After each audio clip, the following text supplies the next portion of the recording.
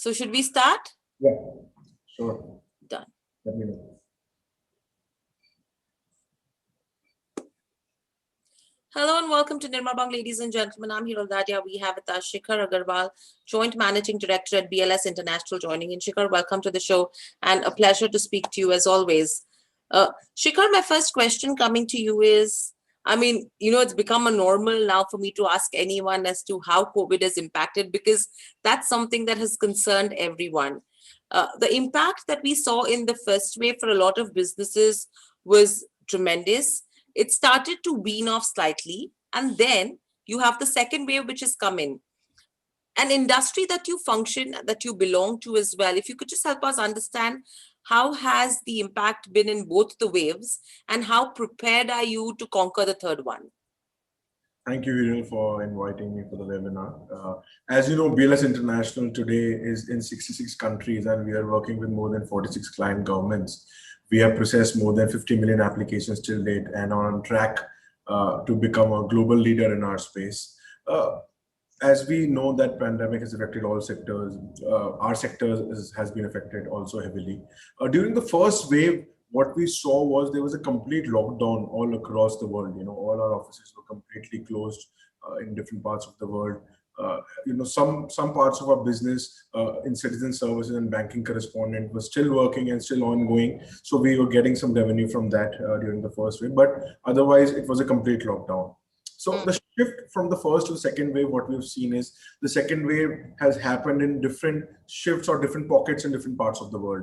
So our business has not completely shut down. So in some parts of the world, some offices were closed, but in other parts of the world, the offices were open. So in the second wave, we saw, very healthy revenues from our citizens and banking correspondent services, and also the counselor services. A lot of our counselor services, be it the renewal of passports or other attestation services, have been performing very well for the last 1 year, in spite of the COVID scenario. So we saw even in the second wave, since these are essential services, people have been coming to our centers and in fact offering from some value added kind of services wherein we come to their homes and collect these services. This is the impact that we saw.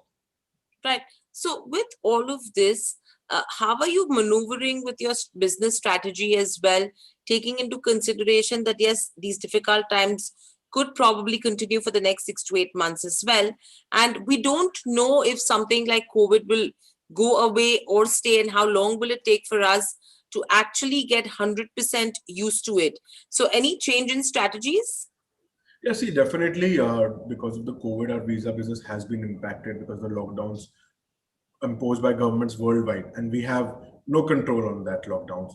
But during these times also we have managed to give a healthy profit, because of rationalization of expenses and increase in revenue from our different lines of business, be it counselor service, citizen service, or banking correspondent services. So, during the FY21, major revenue was contributed by counselor and citizen services. I would say that because of this scenario, what has happened is a lot of our different services like, premium lounges or mobile biometric services have performed exceptionally well. People are not wanting to come to the centers to avail these, services. They want the delivery of services like visa and passport, but then offering for different methods or mechanism wherein we go to their houses and deliver these services, or they choose for courier. Our strategy has not shifted as much. We are focused on our business of visa counselor and citizen services. But what we have seen is that the revenue from counselor services and, we recently won contracts from state governments like UP, where we opened 10,000 centers across the state of UP. Our banking correspondent business with the State Bank of India, where we have 1,900 branches in 5 districts, 5 states in India, have performed very well. We have been part of the direct money transfer scheme of the government of India. All these businesses have performed very well during these times.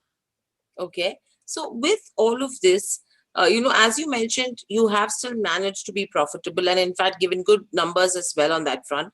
Another thing is that despite the fall in revenues, you have minimized the decline in margins, and that's again on the back of the expenses that you've realigned in line with the business operations.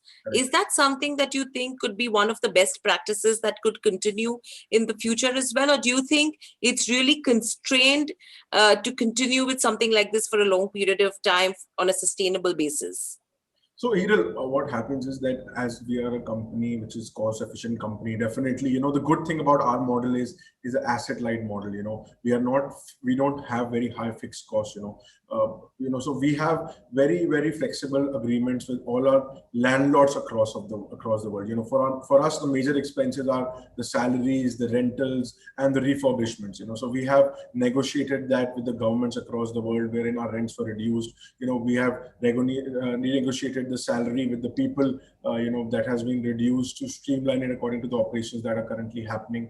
And we've also got incentives from a lot of governments like the US, UK. So all these expenses or change in scenario have also reduced the cost of working for us. So that has definitely led to increase in margin. Going forward, I feel definitely the new learnings that we've had in this scenario will definitely lead to a big cost realization in the near future. There's a different way of working now. We are also using a lot of technology in our work. We are operating with we are using more softwares to process applications than manpower. So definitely, I think this rationalization is here to stay. Definitely, there will be an increase of expenses when things open up more. But definitely, as we have learned during the scenario that we can operate at this level, there will be a savings and increase in margins.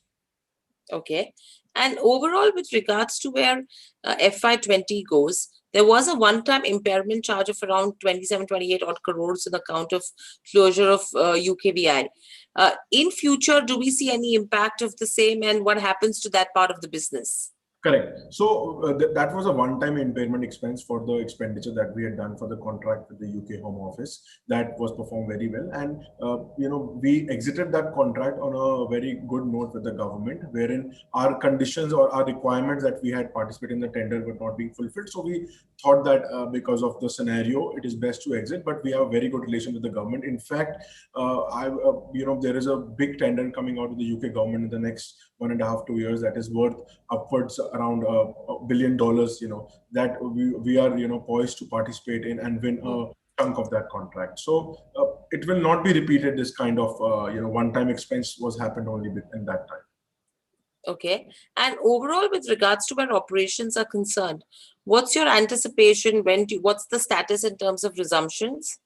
See, governments are more eager to resume operations. For them, tourism, is a big contributor to the GDP. A lot of European governments in Russia, China. So we have seen that governments are incentivizing travelers, with subsidizing their hotel stay, their visa costs. So a lot of these subsidies and incentives have been given by the governments across the world. So we see, right now the policies that we are operating under government, in different parts of the world, is they have opened visa categories for certain individuals or certain categories, and for that the demand has been enormous. So we are mandated by the government to release a certain number of slots every day. So the demand is much more than what the government has allowed us to open. So definitely the demand is there. Governments are being cautious in giving visas right now, but over the months, as we are seeing, every government is opening up travel for different categories of visitors. We are assuming in the next few quarters there should be a big resumption of demand, and as we know, there's a big revenge travel that has been there. We see it in the domestic market in India, we see it in the domestic markets in the US, in different countries worldwide, wherein people are traveling domestically. Now, given the opportunity of traveling internationally, everyone is eager to visit abroad. Right. And how long do you think we will take to get back to pre-COVID levels in terms of financials and business? See, I cannot give I know. a certain number because COVID is a pandemic Correct. across the world. Correct.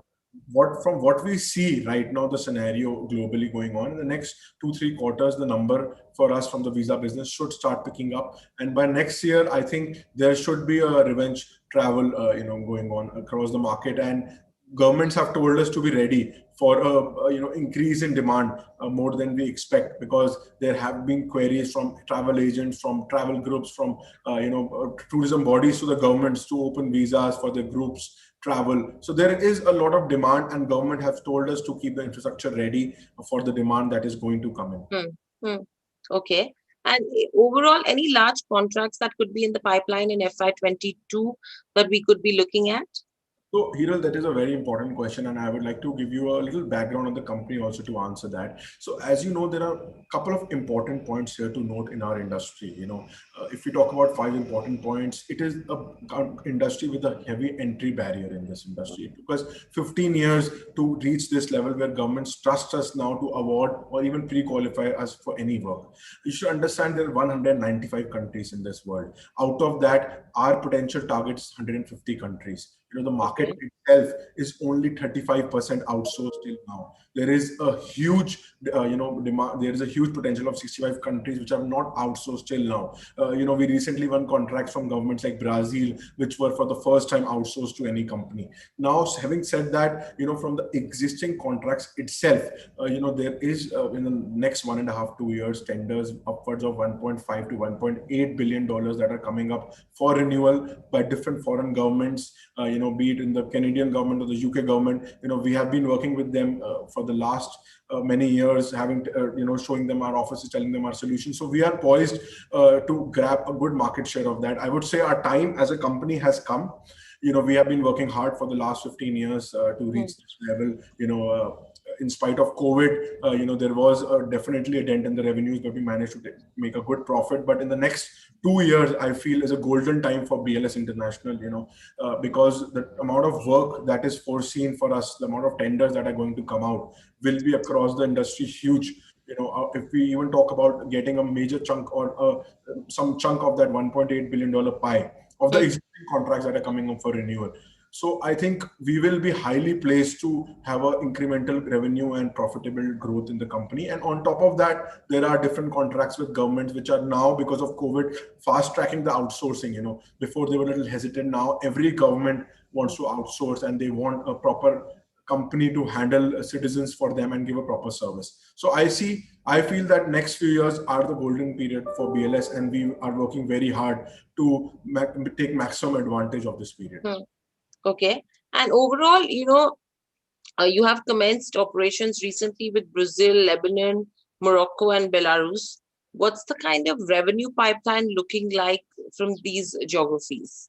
Correct. So, Hiral, as you know, these are some of the contracts that we won recently in COVID time. Last year itself, we won 7 new tenders. We won 2 with the Brazil government, Estonian government, and different governments. So these contracts, we have started working on them. We have started open the offices. Visa numbers have started to come in. But as you know, there are still travel restrictions in some parts of the world. So going forward, we see that numbers should increase from these contracts, and they should contribute a chunk of the revenue for the company. Okay. And overall, with regards to where diversification in terms of where business is concerned, beyond visa processing services, to lessen the impact of the current situation, how big is diversification going to be? And what's the kind of revenue contribution we could see from diversified businesses apart from visa processing? Correct. So, Hiral, as you know, currently our visa counselor services are having a share of 80 to 85% of the entire revenue of the company, and 15 to 20% belongs to citizen service and banking correspondent business.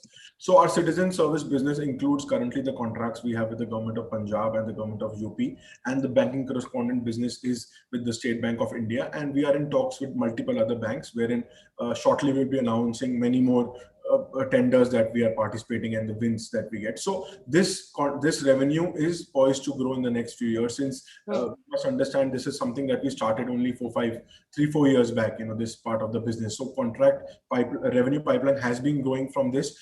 And on top of that, our revenue from counselor services is still going strong, for different nationalities across the world in dealing with the citizen service, be it passport renewal or counselor services, that revenue is going strong. So although we are focusing on increasing our revenue from citizen service and banking correspondent service, at the same time, as I told you, the pipeline that we have of 1.5 to 1.8 billion dollars in the visa service business. So I expect the revenue mix from both of the divisions to remain stable. In fact, the revenue to grow as a whole for the company. Okay. And overall, with regards to where global and domestic opportunities go, where will our eyes be? Where are we going to concentrate our strategy on? So domestically, if we talk about, we are looking at definitely inorganic opportunities also in the space of banking correspondent or citizen service business, wherein we have achieved some sort of operational excellence till now. We've been operating them for last 4 5 years. The banking correspondent business has been growing at 25% CAGR every year. With the new business coming in for us, the business is expected to grow in that numbers for the next 4 to 5 years. To domestically, we feel there is inorganic opportunities in both banking correspondent, citizen service business, and also new tenders with different state governments and banks. Mhm. Internationally, there are inorganic opportunities in terms of acquisition of companies that we are looking at in our same field of outsourcing of services in visa citizen services, and definitely inorganic opportunities from the new tenders that we are working. Right. And overall, apart from this, when we talk about diversification as well, Shikhar, sometimes what happens is you have the infrastructure ready, which can be utilized for a lot of other business segments as well. Now, taking the current situation into consideration, do you think that we could probably look at other segments of business where the existing infrastructure of BLS could be utilized? Correct. So, so you must understand that the business that we are in currently, we are actually doing this. The Hmm. new contracts that we are winning with different government, we are utilizing the same infrastructure, the same offices. So, the cost for us in operating a new contract for the government is not the same as it was for the first contract. So we are, in fact, all these services that we're providing right now in the company are aligned, wherein people have to come to our centers to apply for these services. So all these centers can be used and are currently being used in different countries to work for different governments, common centers. So cost is coming down, the margins are going up for the company, and the next few years we foresee this to happen more across the world. Now we already have a network in 66 countries, major growth markets like Russia and China. We have multiple offices in different geographies. So we foresee growth coming definitely from these geographies also as we go forward, from Russia, China, and Hmm. African countries. Right. Another thing, that comes in on this, Shikhar, is the tie-ups and the agreements that you've done with Amazon and Flipkart as well. That seems to be a different opportunity that you've been looking at. And how big could you think this could scale up to? Because yes, these guys are known for last mile delivery, but sometimes a lot of places, especially in tier 3, tier 4, or probably the extreme rural areas is where they're not able to reach. So do you think that's something which you will be able to fulfill for them? So we have tied up with a lot of e-commerce companies, and we're using our network, which is in tier 2, tier 3 cities across different states in India. So our target is to reach. We are already dealing with these customers. They are already coming for the government services to our centers, and they have a need for different kinds of services. Hmm. So that is the reason we can deliver. We are poised to deliver this last mile connectivity for different e-commerce players in different parts of India across tier 2, tier 3 cities. And we feel we have seen a good traction, good demand coming in from these areas, and this population and the area is eager to become the next big consumer of India. So we are definitely have the structure, the reach already there to utilize our resources to Correct. fulfill the demand. Right. And very lastly, Shikhar, I know you will not be able to talk about financials in terms of FY22. However, if I have to look at a 3-year perspective from here on, what's the kind of milestone that BLS has set for itself from here on in terms of growth? See, if you look at the 2019 numbers and 2019 when there was pre-pandemic level, and during pandemic also we achieved a profitability of 50 odd crores. So Correct. definitely, as things open up, we are targeting, as things become pre-COVID, we are targeting a heavy growth in our revenue and profitability. And with the new pipeline of tenders, inorganic growth opportunities that we have in place, next 2 3 years, as I said, would be golden years for BLS. We are working very hard to utilize all these opportunities, and we foresee that the 2019 numbers could be surpassed, next 2 years. Absolutely. Looking forward to that as well. Thank you, Shikhar, so much for joining us on the show. Pleasure to speak to you and great insights. Thank you. I hope you enjoyed the conversation as well and stay safe. Thank you. Thank And you. speak soon. Thank you. Bye bye.